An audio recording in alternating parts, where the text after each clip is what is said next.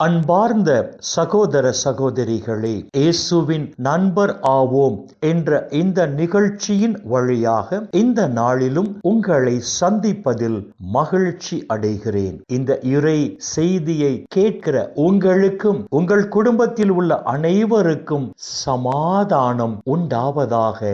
ஆமென். அன்பு சகோதரா, அன்பு சகோதரி, இன்றைய நாளின் தியானத்திற்காக நாம் எடுத்துக்கொண்ட இறை வார்த்தை புனித பவுல் ரோமையருக்கு எழுதிய திருமுகம் 11ஆம் அதிகாரம் 12ஆம் இறை வார்த்தை.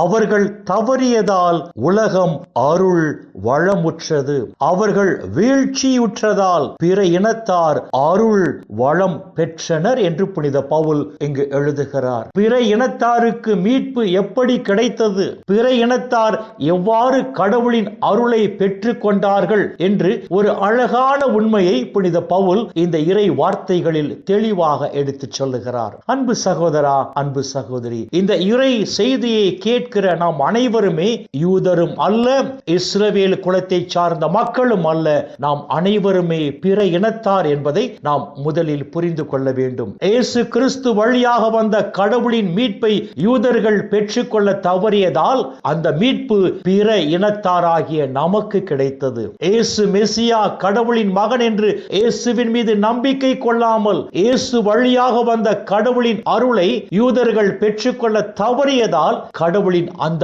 அருள் பிற இனத்தாராகிய நமக்கு கிடைத்தது என்று புனித பவுல் இங்கு அழகாக எடுத்துச் சொல்லுகிறார். யூதர்களின் வீழ்ச்சி பிற இனத்தாராகிய நமக்கு எழுச்சியும் ஆசீருமாக மாறியது என்று புனித பவுல் இந்த இறை வார்த்தைகளில் தெளிவாக எடுத்துச் சொல்லுகிறார். யூதர்கள் வீழ்ச்சியுற்ற போது உலகம் அருள் வளம் பெற்றது என்றால், வீழ்ச்சியுற்ற யூதர்கள் எழுச்சி பெற்று அவர்களும் இயேசு மெசியா என்று இயேசுவின் மீது நம்பிக்கை கொள்ளும் போது இந்த உலகத்தில் அருள் வளம் இன்னும் மிகுதியாகும் என்று புனித பவுல் இந்த இறை வார்த்தைகளில் தெளிவாக எடுத்துச் சொல்லுகிறார். அன்பு சகோதரா, அன்பு சகோதரி, ஒவ்வொரு நாளும் ஆத்தும பாரத்தோடு நாம் ஜெபிக்க வேண்டும் என்று இதற்கு முந்தைய இறை செய்திகளில் நாம் தியானித்தோம். அன்பு சகோதரா, அன்பு சகோதரி, ஒவ்வொரு நாளும் ஆண்டவர் பாடத்தில் அமர்ந்து எல்லா ஆத்துமாக்களும் மீட்பு பெற வேண்டும், குறிப்பாக பாவத்தில் வாழுகிற பாவ ஆத்துமாக்கள் மனமாறி மீட்பு பெற வேண்டும் என்று ஜெபிக்கிற நாம் வரப்போகிற நாட்களில் யூதர்களும் மனமாற்றம் அடைந்து இயேசுவை மெசியாவாக ஏற்றுக்கொண்டு அவர்களும் மீட்பு பெற வேண்டும் என்று நாம் ஜெபிக்கும் போது இந்த உலகத்தில் உள்ள எல்லா மனிதர்களும் கடவுளின் அருளை இயேசுவின் வழியாக நிறைவாக பெற்று எல்லா மனிதர்களும் நிலைவாழ்வை உரிமையாக்கிக் கொள்வார்கள் என்பதில் எந்த சந்தேகமும் இல்லை. எனவே அன்பு சகோதரா, அன்பு சகோதரி, வரப்போகிற நாட்களில் ஒவ்வொரு நாளும் ஆண்டவர் பாதத்தில் அமர்ந்து ஆத்தும பாரத்தோடு ஆத்தும மீட்புக்காக ஜெபிப்போம். எல்லா ஆத்துமாக்களும் மீட்பு பெற வேண்டும் என்று ஜெபிப்போம். பாவத்தில் வாழ்கிற பாவ ஆத்துமாக்கள் மனம் மாறி மீட்பு பெற வேண்டும் என்று ஜெபிப்போம்.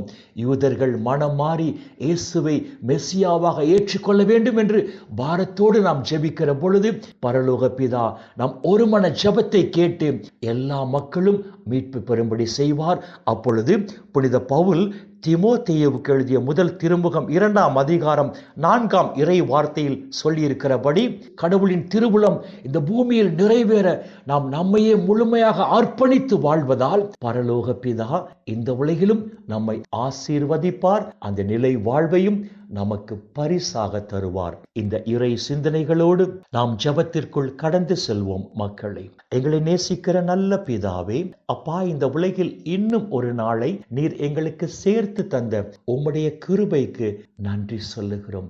அப்பா, உம் மகன் இயேசு வழியாக பிற இனத்தாராகிய எங்களுக்கு உம்முடைய மீட்பையும் உம்முடைய அருளையும் நிறைவாக கொடுத்து நாங்கள் அனைவரும் நிலை வாழ்வை உரிமையாக்கிக் கொள்ளும்படி அப்பா நீர் கிருபை செய்தீரே, உமக்கு நன்றி சொல்லுகிறோம்.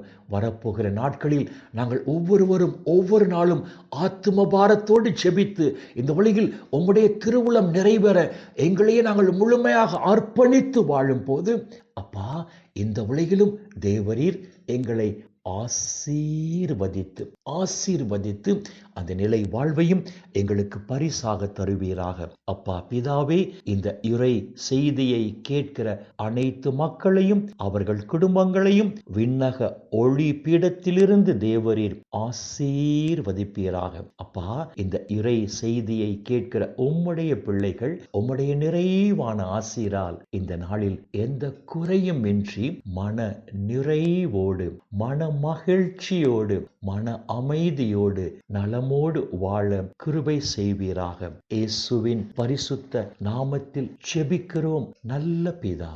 ஆமேன், ஆமேன், ஆமேன்.